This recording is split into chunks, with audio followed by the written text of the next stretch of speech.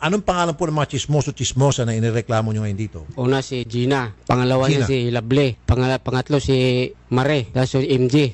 Okay.